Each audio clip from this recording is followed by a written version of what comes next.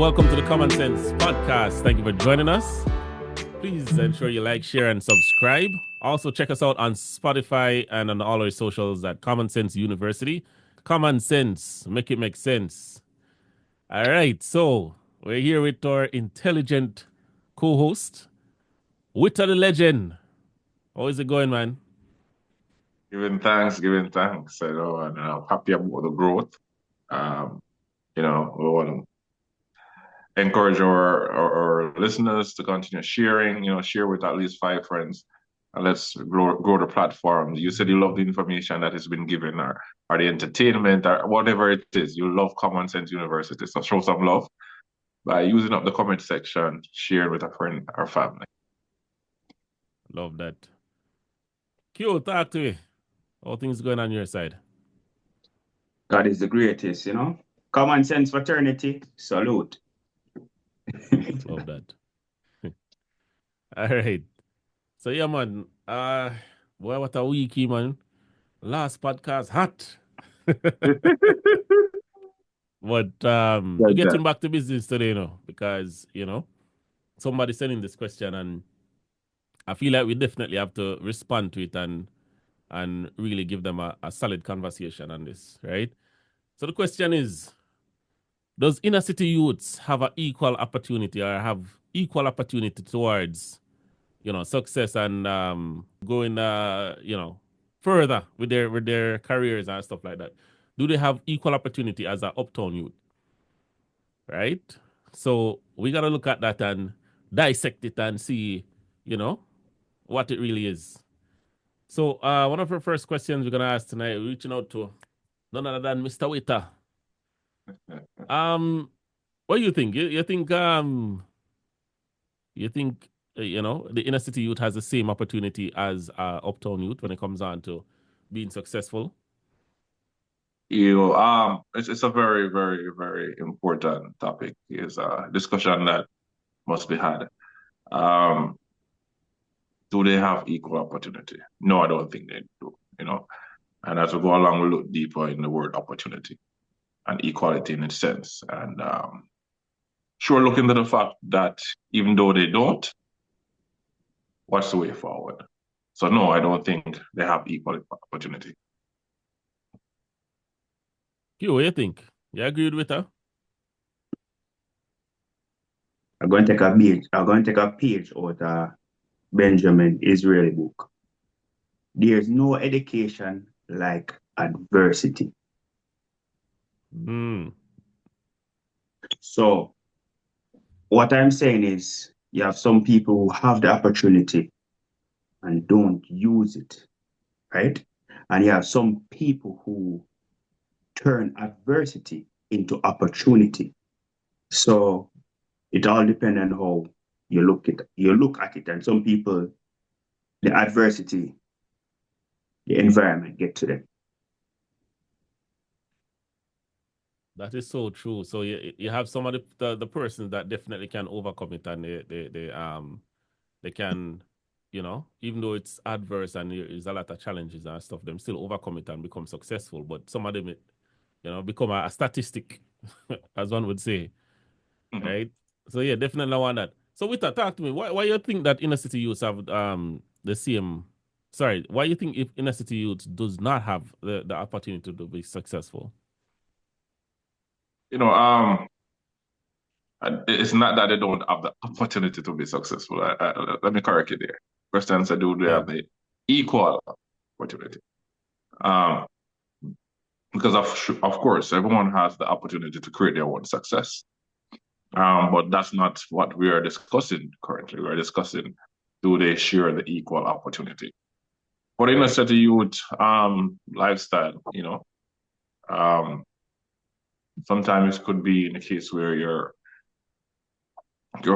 greeting in the morning is some gunfire, some police raid in your house, and through all of that, you get ready to go to school. Sometimes you don't have the common breakfast, just necessity of breakfast, proper running water.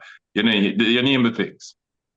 And that child has to still maintain the focus and head to school. You know what I mean? Some don't have the proper, just proper uniform or shoes.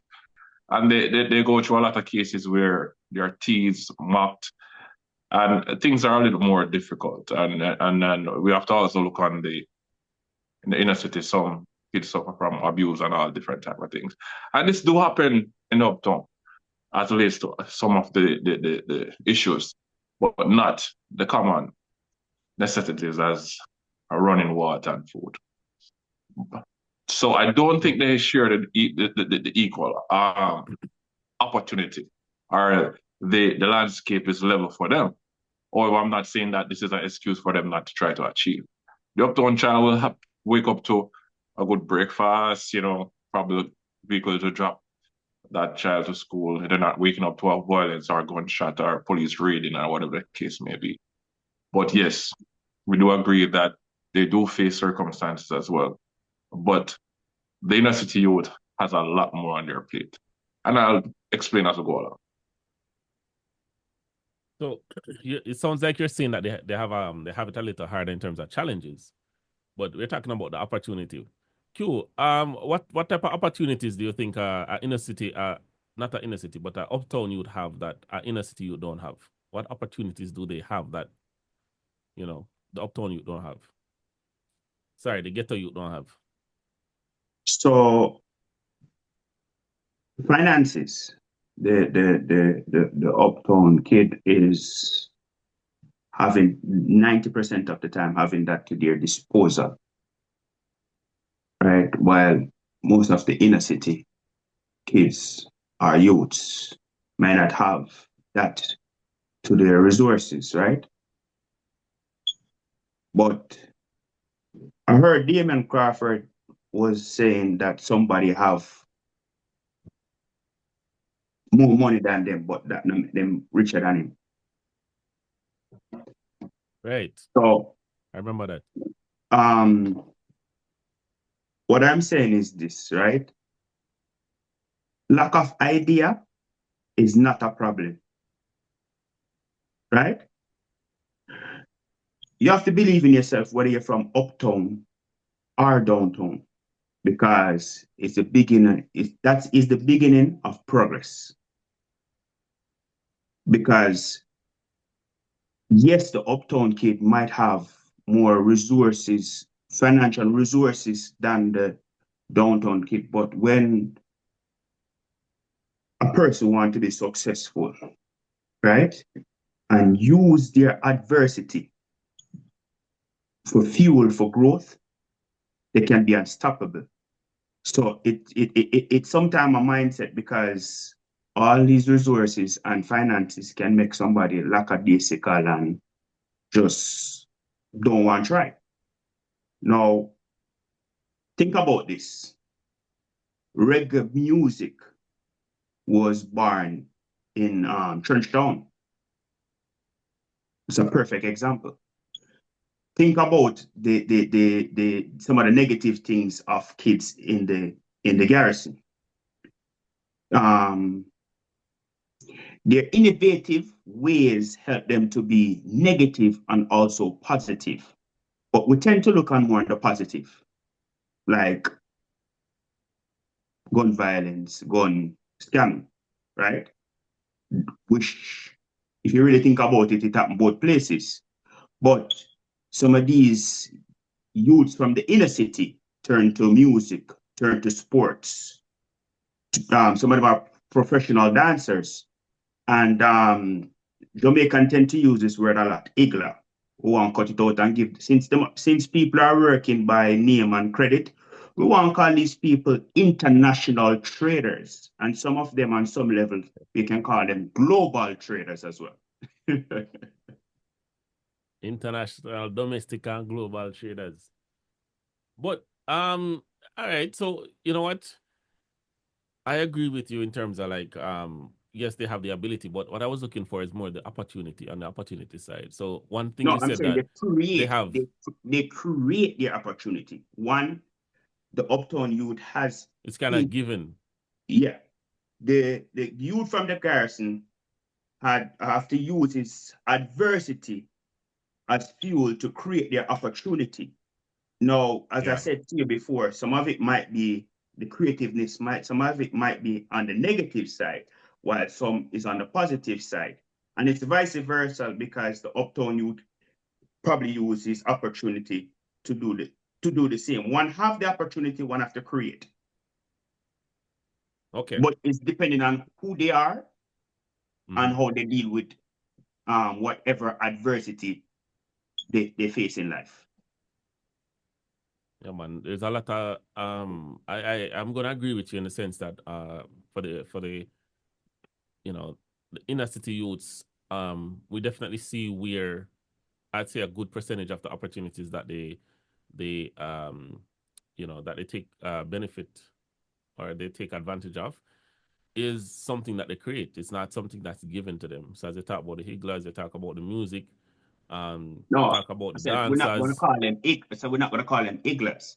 I'm sorry, the traders. We talk about the traders. Yeah, we're giving them. We're giving them roads. Right. So you have all of those. You have a lot of entrepreneurs coming out of the ghetto as well, right? So I like the fact that you're saying the opportunities are created in the most part. It's created by these inner city youths. But with now, you said that they don't have the same opportunity. So talk to us about the opportunity that the all right. So earlier on, I made mention of the challenges, and you said you're more talking about the opportunity and not challenges. Yes. First, for us to understand the opportunity, we have to understand the challenges. The challenges are actually factors that are created that can be, in most cases, roadblocks towards or barriers towards your success. So for us to look on equality, first we have to look on both challenges that each youths face. Understand? So hence that's why I mentioned the challenges. Now, if we are going to look on them creating the opportunity, opportunity is created by individuals based on their passion, their talent, etc. So we're not debating or talking about can they create the opportunity. We are talking, do they have the equal opportunity? Now, if you're about to achieve something, you're running on a smooth road. The Uptown, let's look at this scenario. The Uptown youth has a smooth road to run straight to school. The other, chances are, you're going to be roadblock. Police shooting, violence. They can't walk that straight road because if they go into that community, they could die. So they have to go to the next road. There's so much things can happen. At the end of the day, the youth from the Uptown can be more lackadaisical, wake up late, and don't prolong the journey to achieve, which is the end goal to reach a school. But the youth from the ghetto can get up early and try to beat these obstacles. Does that mean if the ghetto youth reach school on time, that mean that they did have the equal opportunity? It means that he realized that his opportunity is not equal. So he approaches. They have more challenges. It's not equal because there are more challenges that can be barriers to enable him to reach his goal. So he has to change his approach and get up a little earlier to try to beat these barriers to get the end result, which is success. So it doesn't mean that it is equal. It means that he has to push harder or be more creative in reaching his end result. Okay. So it's interesting what you said. I don't have a good poker face. So something that you said kind of triggered me in the sense it kind of triggered a memory. Sorry, not triggered me. Right? But the memory that I had, I remember watching this test or this video where they showed you that over a course of time, right? If someone has a level playing field, right, and you roll a ball along that level playing field, right, and somebody has like a slope in their way, now getting to halfway point, definitely level playing field, but then get there first. But you see, once that person overcome all of those obstacles, guess what? It's downhill after that. So now the acceleration they get from pushing hard at first, the acceleration push them past that person that is actually on that level playing field that you're talking about. So, you know, and principles are, you know, principles translate to different aspects of life, right? So once you have a principle in place and the principle works, meaning if the principle work for this thing, it's also going to work for the other thing. Bear in mind that right? we're talking about youths, and youths have delicate We're talking about youths. So let me bring it back full circle now, right? Yeah. Let me bring it back full circle. So, you know, saying that to say that, you know, what I hear you say is that they have a lot of challenges, right? They do have a lot of challenges, and I'm not disputing that fact that Ghetto Youth has more challenges. I'm talking about opportunity. So the opportunity that I'm talking about is basically, you know, do they have an opportunity for education? Do they have an opportunity to be successful? Do they have an opportunity to be loved and have a family unit around them and all of that? There's definitely that opportunity. So, you know, if you're saying that, you sound like you're from the Uptown. You don't understand what Ghetto Youth face. You think it's easy when a child go to school to learn and he's hungry? He's hungry. You think it's easy for a child to learn? Those are contributing you think it's easy sometimes for a child to want to go to school and can't go because turf war is happening? That is you think it is when police come in the yard and shoot a family member and he has to still go to school and learn? There's a lot of... This is why I talk about the challenges, because the Ghetto Youth mind has to be more mentally strong to then pass all these barriers and these hurdles to reach success. So therefore, the emotional damage and a lot of times the things that they go through, sometimes some of them don't bounce back from it. But yeah, and those are the ones that focus on the challenges. So we want them to focus not on the challenges, but the actual opportunities. No, you're getting me wrong. I'm not saying that they should focus. In order for us to assist them, we have to first understand what they're going through. You can't come and tell a Ghetto Youth all is fine and dandy things if you can't really relate and understand what they're going through. What is all these fine speech and all of that? You have to first understand what a man is going through to even provide a way moving forward. And I'm saying that these are the circumstances that they are facing, and I understand it. I've been in that, right? So I'm saying that we first have to acknowledge that, hey, we know this is what you're facing. We understand these are the issues that you're facing. Yes, the world isn't unfair. The world isn't fair. It's unfair. But you have to tell yourself that you have to make it. So we're not saying, oh, yeah, we don't want to hear no complaining from you, man. You have the same level playing field like everybody for reach success. Go get success. No, we understand. And that's what I'm saying. You agree with that? Well, that's his opinion. I have to respect his opinion, right? Because different circumstances, different results. You do have kids in the garrison who see things and be traumatized. But at the same time, diamond make under pressure. Right? In order to be anything great, whether your parents have it or your parents don't have it, you have to learn to adapt quickly to changes and circumstances. Now, a child from the garrison who is unable to do so, the adversity might take a toll on them. And a child who is from Uptown, or Uptown kid, right, who don't learn to change and adapt, might be like a cassette and a CD, you know, because as kids, you don't choose your parents. You know, you're not responsible for where you're from. You're only responsible for where you're going, right? Now, kids uptown sometimes go through a different type of trauma than a kid in the garrison.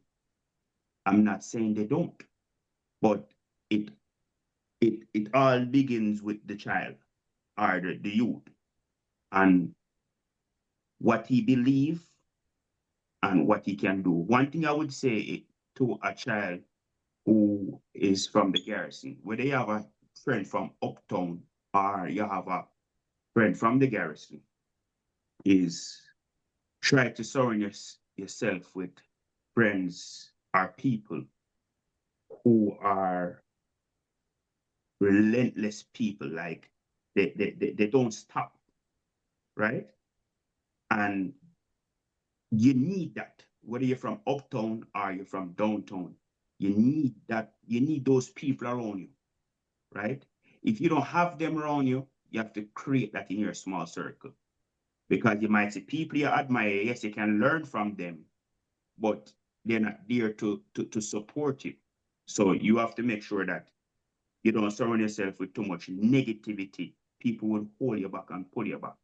You come with an idea and everybody you're telling it to, they're like, no, can't happen, will never happen. You can't believe them. You have to first believe in yourself. That's where it all begins. When you wake up in the morning, it's you and the Almighty, right? So some of what Witter said, as I said before, I can't dispute it.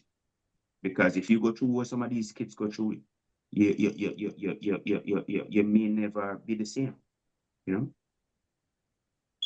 Yeah, but he also said that they need to be mentally strong as well, right? So that's No, but it's easier. yeah. It's kind of easier said than done. I use the word Okay. All right, go ahead. Go ahead. No, I was just gonna say that you don't want to assign a level of difficulty to something that you've never done, right? So, you know, you're saying easier said than done. It probably is also easily done as well, right? So, one thing I don't want people to No, feel easy is like, not in greatness, though. there you go. Easy Got is not in him. greatness. Me like you said that, right? So, you know, even though the path may not be easy, it's definitely doable, right? And most of these factors, contributing factors, right? It don't determine your path. You say, you know, it's not where you are or where you come from, is where you're going, right? So that's how I want people to focus on this thing. No, And I say, definitely as an inner city youth, can I say yeah, something? yeah, man. I personally know of a young man when I was going to school. When I was in grade 9, he was in grade 7. I Mm-hmm. actually admire this young man, right? He was working and he was providing for himself, right? And he was from the inner city as well. In grade 7. Yeah, grade 7, and him working, him a provide. Him a pay him own So school fee and everything. shot na fire where him live. No, listen to the story. His mother, him witness his mother death, Wow. and he never be the same, right? So trauma, not everybody can handle it, right? It's a sensitive, that is a sensitive case. We can't look past that. As I said before, if we go through what some people go through, we might never be the same, or we might can manage it. Who knows? So Everybody different, right? yeah, we all have to be grateful for what we have. As Adija Palmer said, God is the greatest. Mm-hmm. Oh, anyway, we jump into our next question. Wita, what role do you think, um, you know, like teachers and counselors, community leaders play in encouraging or hindering the success of inner city youths? What role they play? Um, I'm hoping this was telling about a story when I was teaching at the Ocherous Primary School. Mm-hmm. Um, a lot of times there are some classes that they'll ask me to attend to. You know, the special need kids, you name it. Persons, these children that are facing like traumas or they have a lot of difficulties. And a teacher didn't show up for school and she asked me to look over a class that nobody wanted to look over because this class has a lot of kids who come from the inner city who they deemed are challenged with learning, etc. And I went into that class with the same type of approach that I did with the previous class. So them called the bright sparks, etc. You know what I mean? I was there. All right, this is what we're going to do today. The work on the board. And there was one child who, while I was writing, and this was grade 6, he put up his foot on the desk. No, you know, they used to call him Mr. Winterfresh. Mr. Winter. So, no, yes. So this was him challenging me because he heard that I was this disciplinarian and etc. So I said, boy, take down your foot and take out your school, your books and start get work done on the board. It's in teeth and in falling hard. I said, don't let me come around here. Don't let me come down there to you. I'm not playing, you know. I was giving him that tone and he was like, before that bud, man. I realized then and there that the approach, the strict and the proper speaking approach, now I work with this youth, you know. This youth used to some type of thing, a chopper in his. He used to a certain approach where there's nothing when me can tell him I'm gonna make him feel afraid or anything or whatever. So I approached him differently. I went up to him. And I said, this is how you repay your mom. Look at your clothes. Your uniform is clean. You're wearing clocks. You have a proper bag. Mommy, send you to school so you can later on give back to her and make yourself a better person. She don't want to see the police come drag you and all of this. I said, water start drop from the youth. And him start like, you know, in temper. I say, I know you want to provide a better environment for mommy and your family. And part of this is knowing what the system has. Your schoolwork is important to learn so you can be better able to challenge the world. Take out your school book for me. See it? I wrote it, man. Yes, sir. That boy, for the entire time I was there, nobody could mark his book. He come to me every time he's finished his work and say, well, miss out with a marking book. He started to put his shirt into his pants and dress neat. And everyone I friends them start to emulate that type of energy that I push. So what I'm saying to you is these kids have so much trauma and challenges, and we can't just say, oh, we want to have equal opportunity and look over it. As Q said, trauma is real. And the only way to assist these youths is to understand where they're from. I'm not giving an excuse for them. And mark you have the Uptown child who probably suffer from neglect. His parents are working all the time and doesn't provide that parenting. And they come to school and look for attention and be disruptive. These are kids, these are youths, these are minds that need to be molded. But first we have to understand them. And by understanding them, we have to know the challenges that they face and then provide the way forward. So that's basically how I see it. Yeah, that's very good and commendable to you as well for doing that, because obviously not everybody is doing that. So definitely one of the approaches, as you mentioned, that they can take is, you know, just kind of, you know, take a different approach, something that works. You can't just be, them say the carrot and the stick, right? You can't just always be using the stick and not sometimes try to incentivize the people to perform and stuff like that. So that's great. But Q, talk to me. What do you think about that? What role do you think teachers and counselors and community leaders play in, encouraging or hindering, the success in a ghetto city or ghetto youth or inner city youth? Well, first I would say this, and I would say this to any kid any youth that's watching this. Where you're from don't define you, right? One thing I like about Jamaica, when you're going to school, you wear a uniform. Uniform have a certain code, right? Yes, you might have a kid who wear certain shoes or a certain bag or a certain watch, right? But in the classroom, it's the ability. And a child might be coming from Uptown, but the ability and the level of knowledge what one child have can't be hidden, In the school system, I don't know if it's the same. You have maybe 7-1, 7-2, 7-3, 7-4, or, Yeah. When they register you to school, they don't say, okay, you come from round so, you go 1, you come from up so, you go 2. All right? Maybe you might not find an uptown kid going to that school. You might find a middle class kid going to the school. But the victim mentality, I'm not really in it. If the kid is not going through trauma, right? Yes, we need mentor. Yes, we need leaders.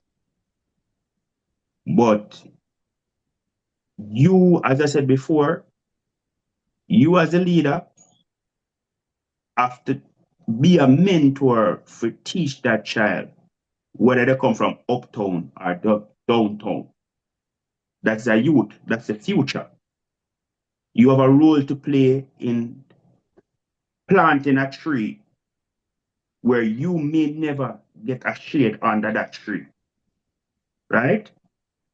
That's what elders do. You plant trees for the next generation. What I'm saying is this. They play a very important role. But you would have those kids that go to school that even the teacher neglect. Right? Mm-hmm. You have some kids who they come to school, the teacher neglect them go home, them parents neglect them. But as I said before, use that adversity as a fuel. If you're a child and you're watching this and you're a youth and you're watching this, use that adversity as a fuel for growth, not in a negative way, but in the positive way. Because not all of us are fortunate to be the brightest kid in the class where teacher give you special attention, right?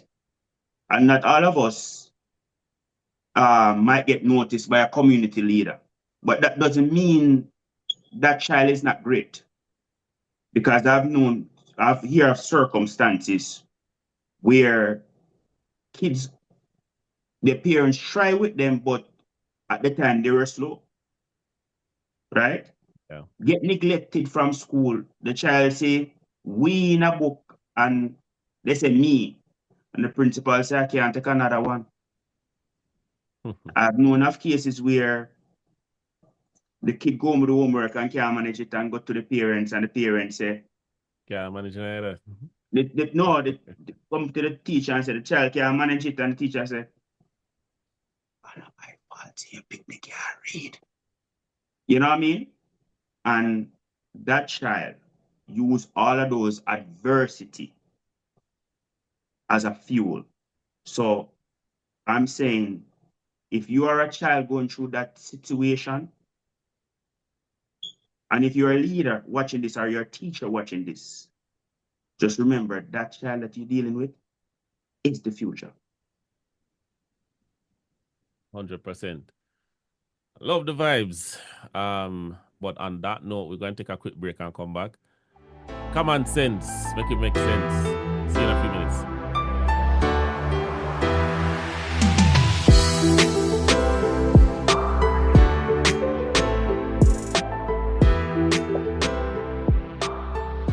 Kommon Cents, make it make sense. It's all about Kommon Cents University. And I want to thank everyone if you're just joining. We're having a very, very needed topic as it relates to the youth of our society. And we're identifying the means and the challenges.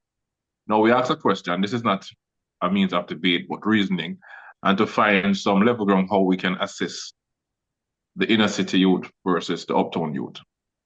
We spoke earlier with Jackson as it relates to the different challenges that they faced.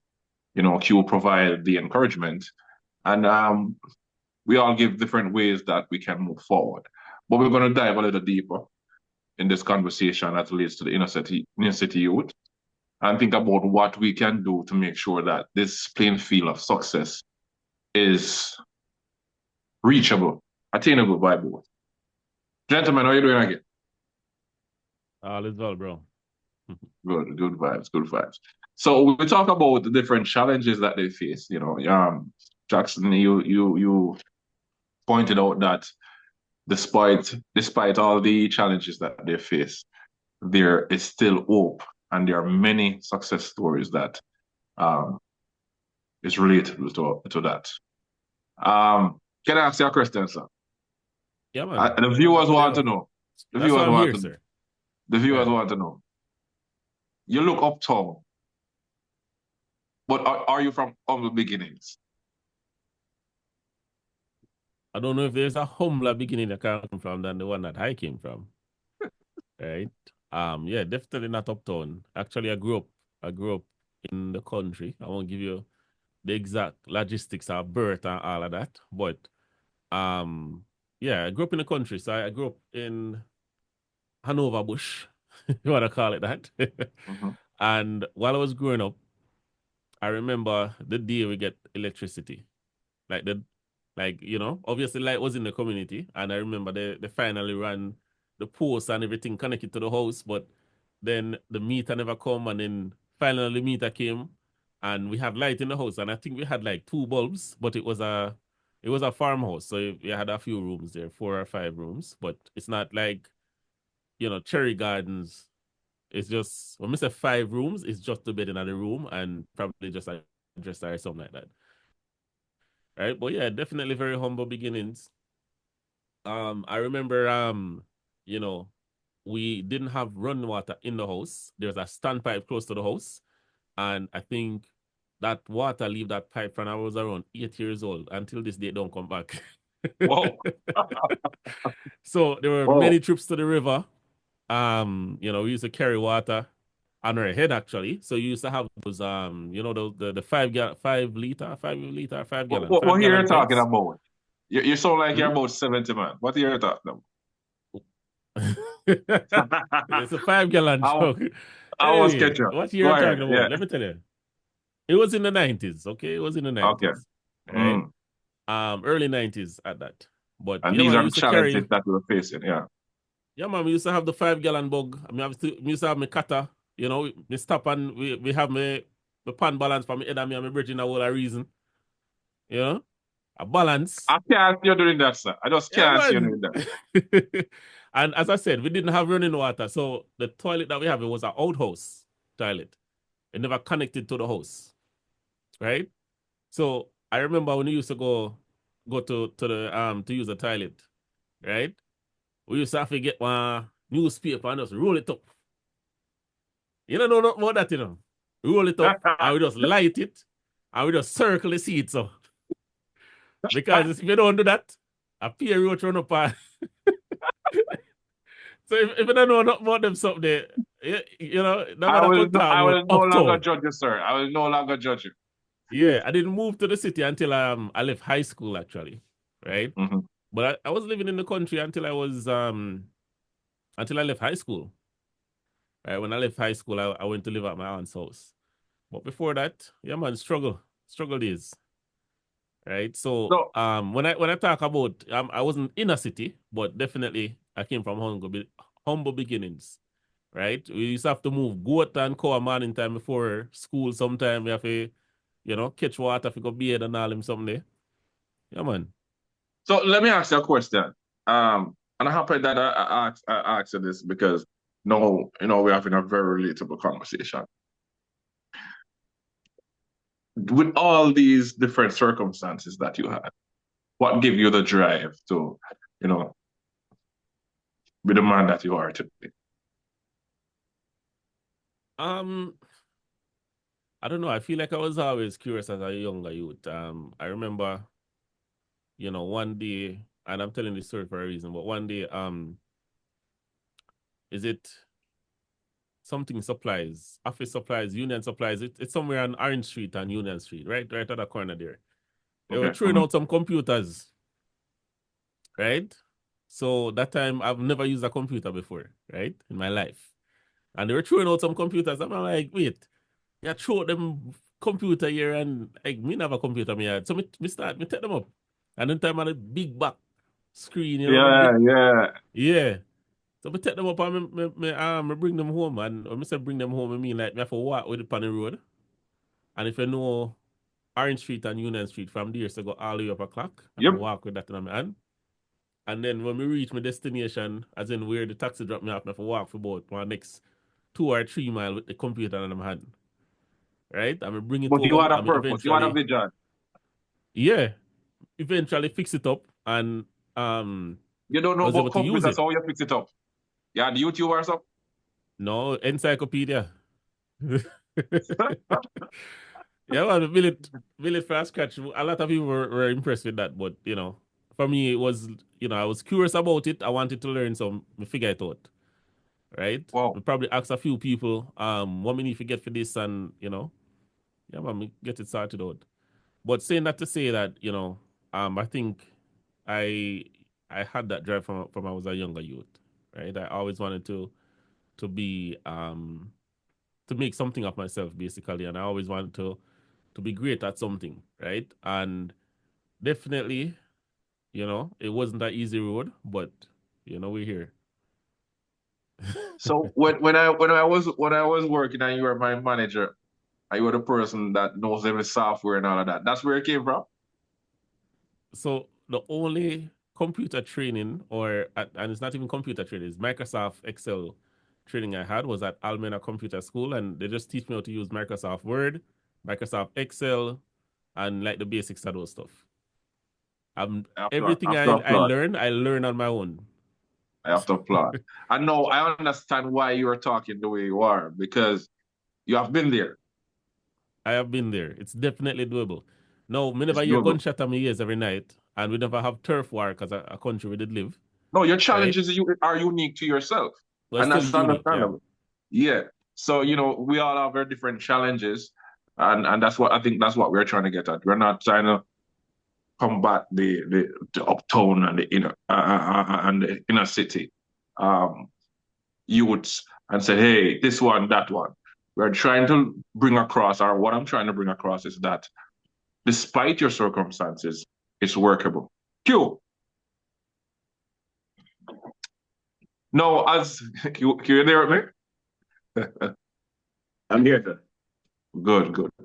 No, as it relates to this talk that has been that a lot of persons that are coming from the inner city, as it relates to entering the working field, they face a lot of circumstances as it relates to where they're from or their address. Do you see this happening ever?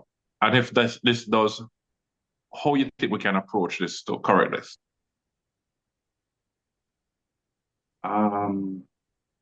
Where you're from don't define you. That's the first thing. Where you're from do not define you. So I will start off by saying that. Unless you make it define you. And these are the days of, it's not the days like what Kemar just announced about encyclopedia. These days you have ChatGPT, you have all of these things, right? Anything you want to know, you can know. These days, we're drowning in information, but starving for wisdom. Mm. Yeah. Very, very important word. But let's reason. You put out an ad for your company. I'm speaking generally, both are your persons, both are your business person. We all are business person. You put out an ad for your company, and when you're checking the resume, the first 5 persons come from some serious inner city area. Now, let's reason. Jackson, you see this and you know what comes from that area. Would you want this person to, probably the job is cashier. You need a cashier. Mm. How do you look at this? I mean, like everything you have to kind of take it from, you have to put it into context, right? So, even though a person comes from an inner city, it doesn't necessarily mean that that person is off that inner city, if you understand what I'm saying, because everybody's different, right? You can all attest to, hearing people say, "Oh, this is where I'm from," and you're like, "This is where you come from," because you can't believe it because of how that person carried himself and the demeanor. You can probably remember back in the day when when you're in high school, you did have some persons that them just carry themselves a different way. It has nothing to do with where they're from, but it just has to do with the person themselves, right? So you can't, I think my granny would have say, you can't use, one man fat fry an next person or something to that effect, right? You have to evaluate that person based on their characteristics and make a decision, right? I remember one of my employees came from, is it Mango Walk or something like that? I don't remember the exact place, but it was a very dangerous place. And we had to arrange, they were working on a night shift, right? And we had to arrange transportation. When they leave work, there's a bus that carried them home.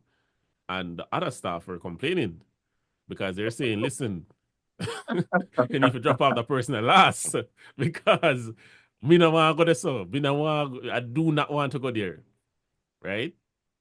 So now, we kind of get caught in a crossroads where, are we actually endangering these staff by allowing the staff bus to go into these areas and drop off these persons? Or, should we just, fold and say, era, let's move this person to the day shift and that will fix everything because day shift, you don't need to provide drive. But just saying that to say, again, you have to put everything into context. I mean, a job as a cashier, it doesn't matter where the person come from. You have to look at their like how trustworthy they are. So their character, right? Probably have to get two reference, get a pastor to sign something. Just say, and even though pastor sign it, that don't mean nothing because anyway, I won't go down that route.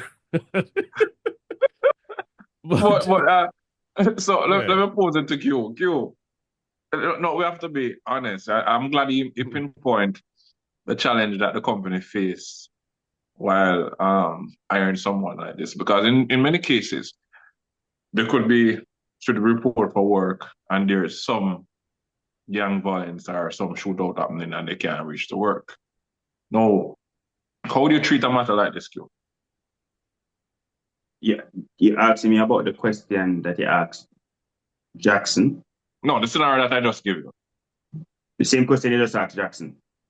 Yeah, what I'm saying is you have this worker and probably, they're having issues reaching out work on time because, or reaching out work at all, but because their community come with gang violence or shootout or whatever the case may be.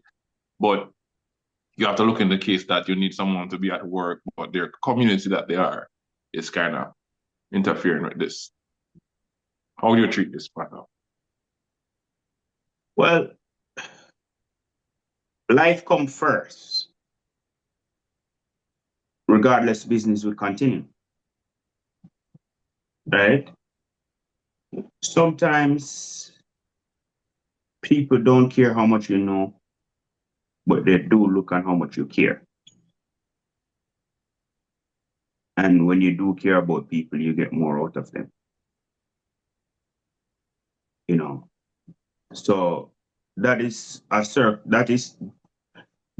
circumstances beyond that individual's control. Because you wouldn't want to be an employer where there's a circumstances where it's a life in that situation is a life and death situation. That person can come out and get shot. They're still not gonna reach work. Yeah. Right? And they can come to work and be traumatized and they can't work. You know, and as a business owner, the same way how that person can't make it because of that situation is a case where that person could have quit and you have to figure it out. You know, so you have to always, you know, try as a business owner, you have to always try to overcome adversity in different ways. Now, sometimes you can't really give what you do in that situation, but when the situation occur, you'd always find a solution for it right there and then. Because if you're an employer who you don't have another employee, you probably have to go to work yourself, or you probably have somebody for 15. You know, different scenarios draw for different, you know, solution. Thank you. No, the reason why I put these different cases is to us to acknowledge and people see that just someone, the address or where they live, can influence their working experience and whether they get hired or not. For example, suppose your business, Jackson, did not have a day shift. Chances are you have to think if you want to let go of this person, you can't endanger the life of your staff. Chances are if this person is not able to, you're turn out to work, and you still have to have your business go on, you would have to think about it, say, hey, probably have to cut ties, and as a list of choosing persons next time, we'll have to try not to have persons who have these issues. So the circumstances are there and endurance are there, hence making the playing field not as equal. However, let's look at this gentleman. There are many cases where the inner city youth may face violence and they enter the school and they said, hurt people, right? We should look on the cases of setting up means of guidance council visit, identifying these kids that are going through these circumstances, whether it be from primary to high school, and see how we can make sure that we help them get over this trauma. Now, if you are a principal of a school, Jackson, and you have children who are facing these circumstances and not acting out in school, how would you go about addressing these kids? I mean, I'm not a trained counselor, you know, or a teacher, as you may say it, or, you know, what have you. So I'm sure there may be some sort of training at these colleges that kind of teach you how to deal with stuff like that. If anything, all I can offer is probably just the escalation tactics. Like one of the things, you know, if it's a customer, they want to be heard. They want to know that you're listening to them and you're there for them. So I don't know if that can apply. I mean, again, it's principles. So could be a case where these persons just want to be heard and want to know that, you know, you're there for them.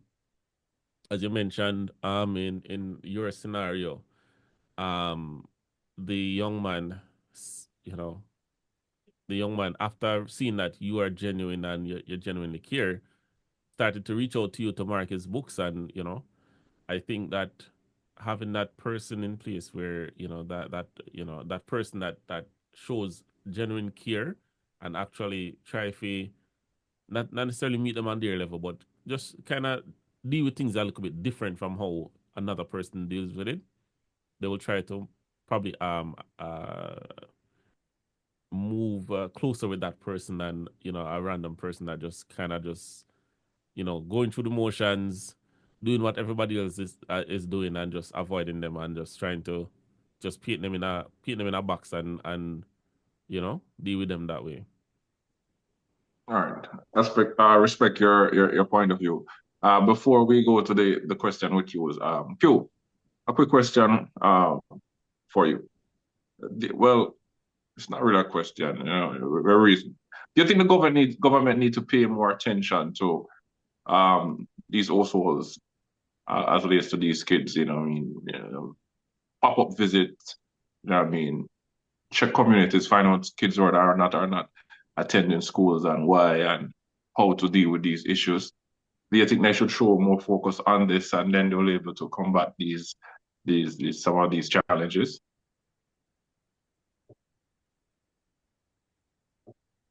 I don't like picking out students or people and putting them in a box, right? I'm going to answer this question, but I'm going to answer the question you asked Jackson earlier about an employee from the garrison, right? If I may I? Yeah, man. Sure, go ahead. Now, that individual who's from the garrison, no, they're from the garrison. So if you see a resume as an employer and they put where they're from, that speak value on that individual because most people lie on the resume. Right? That speak volume because that person lie on the resume. And that's why you have an interview where you can get that one-on-one. Hopefully you get to find out who that person is and learn a little bit more. Because where you're from don't define you. You're not defined by a zip code or an address. Circumstances you live there, who knows why? Because criminals do live uptown. Right? And you say hurt people. Yeah, people uptown who are hurt as who is hurting just the same. So we don't want to have no stigma on a child because they live in the garrison. Because some kids from the garrison, they're lawyers, they're doctors. I mean, as we said, you have some people, their parents are international traders, right? So, and on a previous podcast, we talked about hairdressers, barbers, farmers, taxi drivers. Sometimes they make more money than the police officers. Sometimes they make more money than the teachers. But just the stigma is attached to them where they have that inferior complex, right? And it's because of a certain stigma. And I think we ought to move away from that, right? And to treat people like people. Treat people for what they value and not where they're from. Okay. All right. Point again. You want to take on the question that was posed to you now? I want to repeat it. Repeat it again. All right. So I was talking about the government being more involved than some of these kids that are not able to are visiting school often enough that from the inner city, whether inner city or uptown. You think they should take more, put more energy in visiting these homes and check what is happening with these kids? Well, I'm not a trained individual in this area. I'm not a guidance counselor to say this would be the right thing or that would be the wrong thing. So this is just my opinion. I'm not a trained professional in any of these fields. But as I said, nothing is wrong with showing that you care. So if we do have the capacity to do such thing, because that is not an easy task. Because you call police now and you can't get a response. So I don't know if they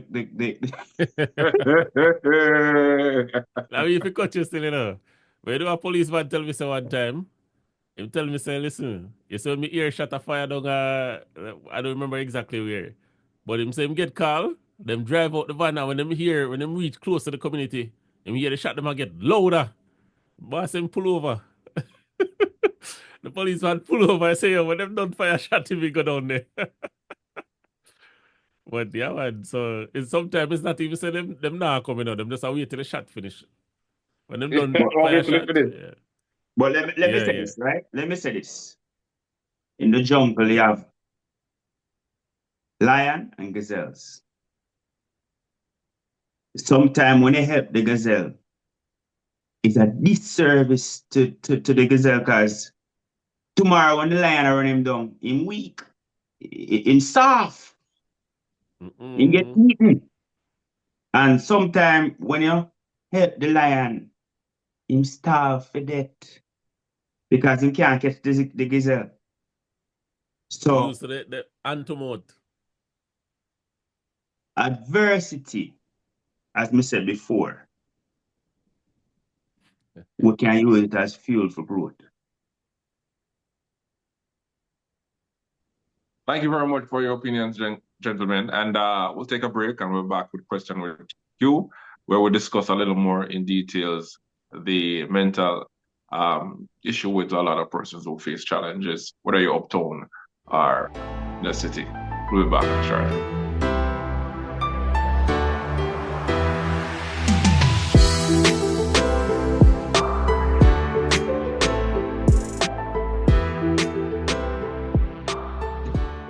Common sense, make it make sense. Gentlemen, welcome back. No, yes, no. Waiter. Yes, sir. You said the inner city youths have less opportunity than the uptown youth, right? That's what you said earlier? I said I don't think it's equal. It's not a level playing field. Yeah. So why is it that most elite high schools in Jamaica are in the inner city? They could be in the city. I can't vote for that. I'm not sure. I have to do my research on that. But if it's that, comment in the comment section if you agree with people. I can't speak for that. But if they're in the inner city, the traditional high school, they do have a bar to set, and if the child is able to reach that bar, sure, you'll be a part of that school. So when you say that, you're talking about in terms of academics or just in terms of financial support? No, when I said equal opportunity, I think I explained myself very thoroughly in the beginning. No, I just went back over the questions with you. I know you did, but I'm just, Yeah, so I talk about as it means as it relates to resources, I talk about the environment. I talk about the trauma and the different cases that they'll face on a day-to-day basis, especially in the city, while in prone era. And I said a lot of them are not able to transform towards success or to propel themselves.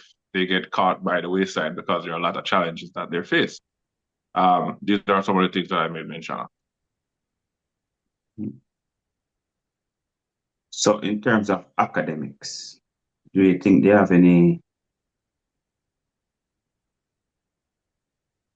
opportunity more than the inner city youths in terms of ability to do things, in terms of CXC and stuff like that? Well, or you think due to the fact that... get what you're trying. Hold on a minute. Or you think knowing that they have those adversity, they push a little bit harder to get more subjects? All right, so I'm not creating a versus or a competition between these both inner city or uptown. I'm talking about the challenges that each child face and how we can assist them and help them. If you're asking, as relates to academics, does a child from the inner city first face issues with that?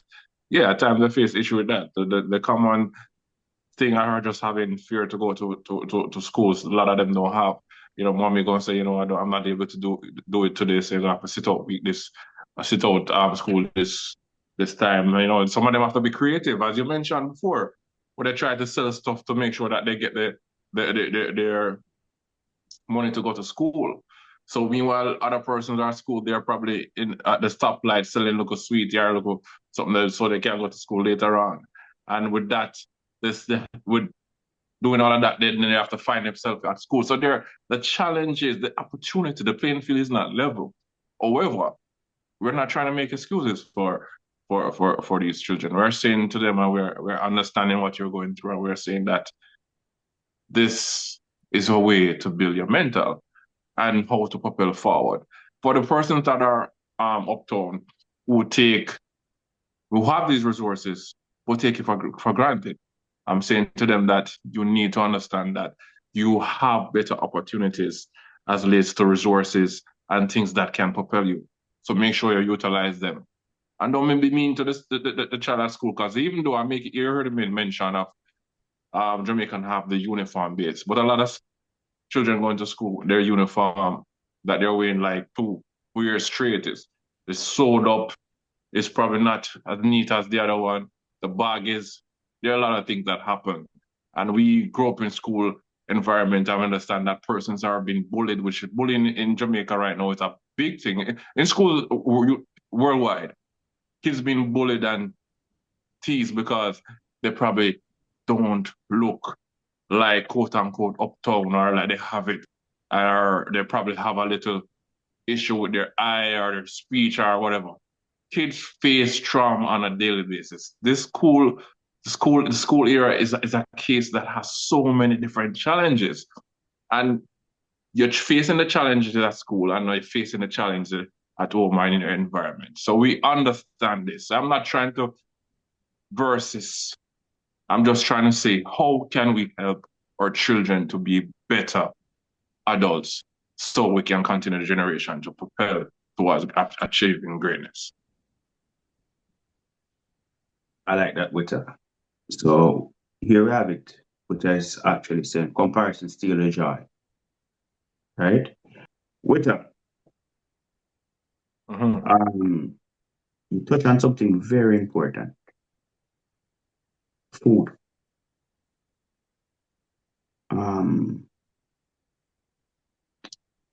Do you think, or do you know of, if we have any program for the next fortunate? I know they have the Nutribun and Bulla milk thing when you go to primary school. But it seems like when you go to high school, free paper bun done. Do you know if there's any program that contributing to food in high schools? And do you think, when you reach high school, you're cool now, and you think the kids would participate in those programs, or them rather stay hungry till them go?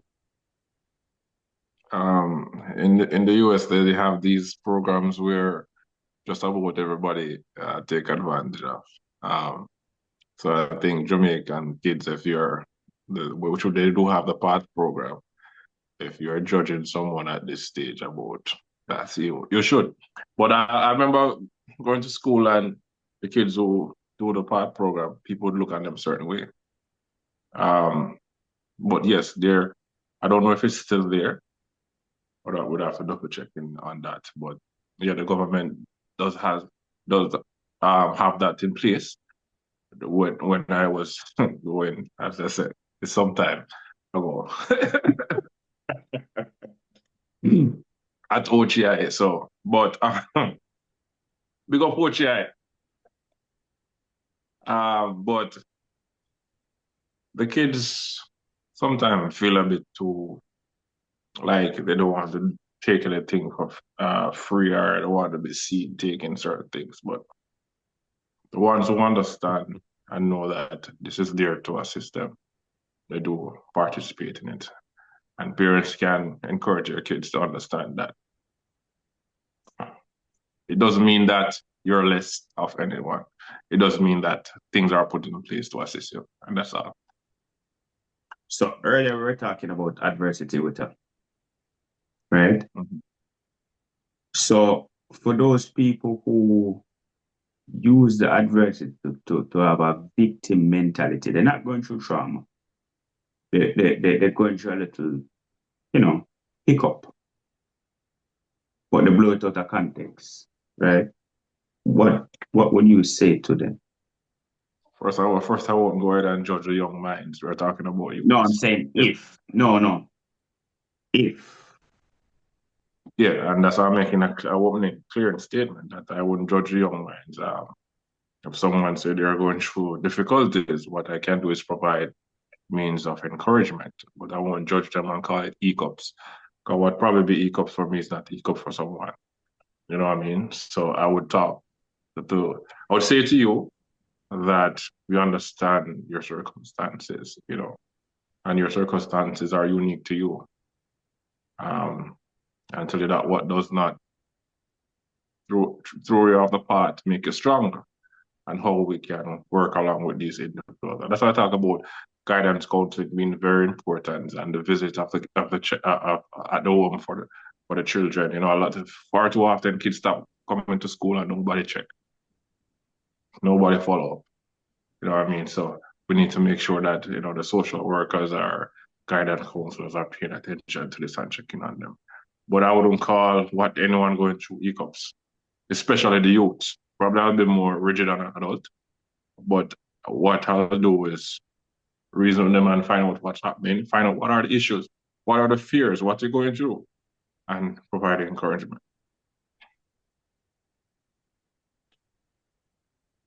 Why do you think most youth from the garrison turn to music as a musician?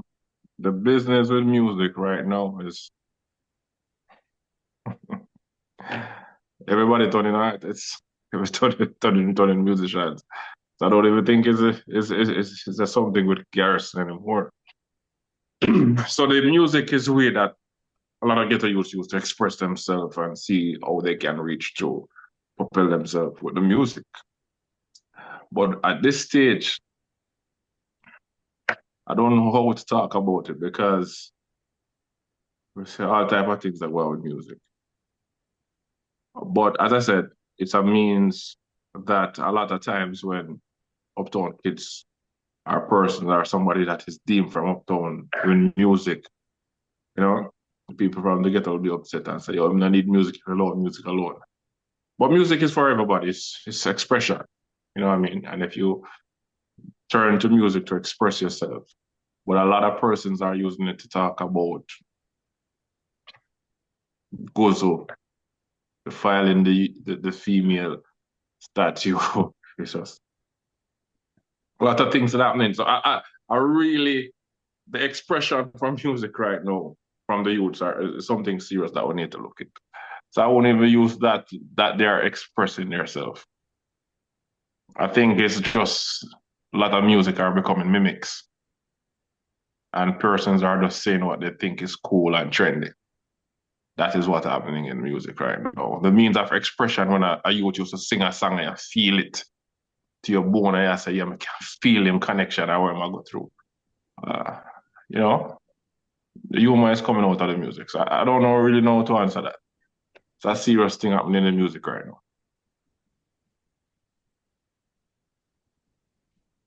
Jackson. Mm-hmm. No. Everybody not everybody, but people pay close attention to the musicians who are singing about, scamming and certain things, right? But we do have musicians who don't sing about these things, right? And these musicians that are singing about these things, both are from Uptown and both are from the garrison, right? As we have explained. Why do you think people don't pay attention to certain songs and gravitate to certain songs, but throw blame on it? We're straying a little bit from Uptown and downtown, but I just wanted to ask you that. I mean, people like what them like, still, you know. So them Sometimes like it's not scam. necessarily. Sometimes it's not necessarily the content of the song, but it's just the production of it. So the beat and the melody of it that they actually like. But if you listen to the actual song is saying, you know, it's either it's garbage or it's something that is not it's not something that represents you as a person, right? But people that love the music, they're really in love with the melody and they're in love with the beats and in love in how it makes them feel, you know, in terms of, you know, lift them spirit or whatever the case is. Um, but not necessarily the content of the song. So a lot of times you see a song get a lot of attention, you know, like for example, I don't know who they sing the song about scammer them there. Yeah. Anyway, we just realize the rest of the song say, right? But like yeah, like a song like that, just how the beat pops in, big money popping in it, you know? And you know, the melody of the song, that's what you're really interested in. You're not really interested in what it is actually saying.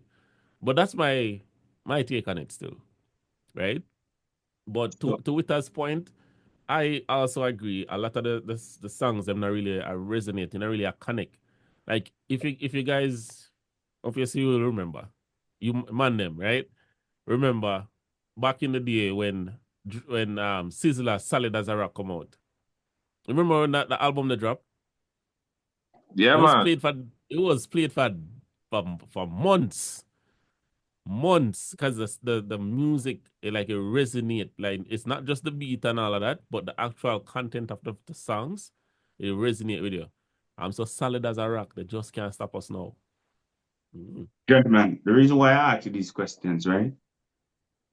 We're talking about uptown and downtown youth. We talk about politics. We talk about the home. We talk about teachers. We talk about leaders. Now I'm turning to music. Do you think music have impact on the youths today? Uta, Repeat that again for me. do you think the music have dancehall music have an impact on the younger generation, whether they're from uptown or downtown? Um, that's a music smooths the soul, eh? And music is a means of entertainment, and so we'll discuss that. You can't blame music for what is happening in the inner city or what is happening in the uptown home because you can't depend on music to grow the child. However, word is power, and at times you have to be careful of what we put in the atmosphere. So it's a 50-50 for me. I grew up listening and to different music, even my parent or my mom didn't know that I was. That didn't shape my future. So, for them, it's to understand that music is entertainment, but you still have to be responsible. We see even Kiprich did a dub. I don't know if he did allegedly. And they said it influenced a certain type of movement. So music is indeed, it's smooth spin. If you're feeling the vibe when you're doing something, it puts you in the energy. So music is influential, but I wouldn't put anything that is happening in this society. I saw a little youth the other day, Lyric, that's his name. Like, Respect. yeah, I think he's both in probably grade 8 or so forth. And he did a music video. And there were adult females, half naked females in it. And the lyrics that he was being used, that was you being used, and it's of an adult. And this went to number one in trending in Jamaica. You know what I mean? And you bring the point to what you ask. Is it that we are paying more attention to these things and persons that are doing good music? Or if he had did a good song, would he get the same attention? But sorry, me just want to jump in. If he did a gun song, would he get the same attention? Anyway, carry on. It look So like Jamaican hate they hate sex more than how they hate guns. Me can't understand it. Anyway, continue. But you have to look at the fact that he's a child, and these are some of the things that he's promoting and he's done. It is approved by his family, allegedly.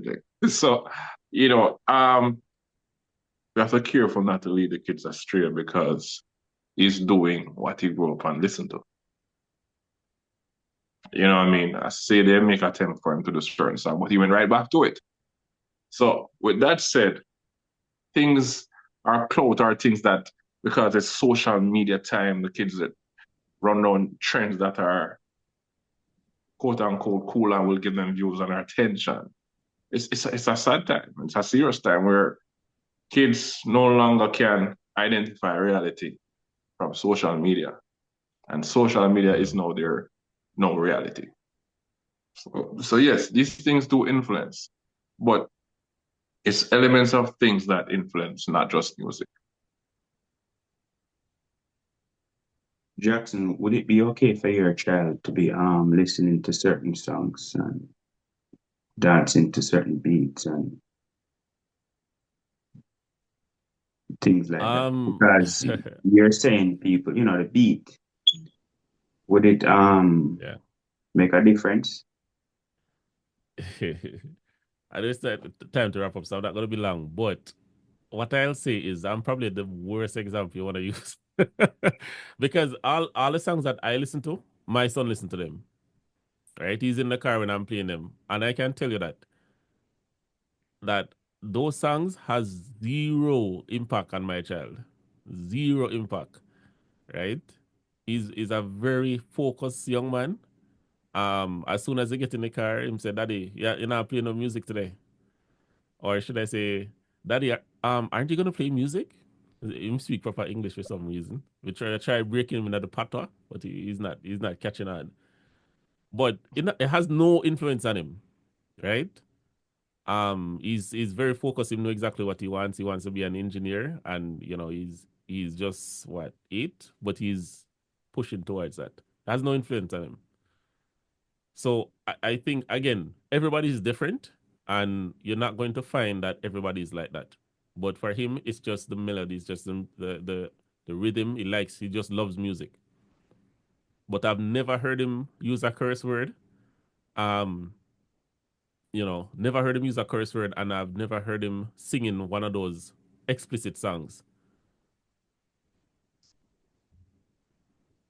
Now, the views you hear from Witter, myself, and Jackson are opinion. And if you guys have any questions for us, leave it in the comment section. But one thing I would say to the youths, uptown and downtown, success is the child of audacity. Common sense make it make sense.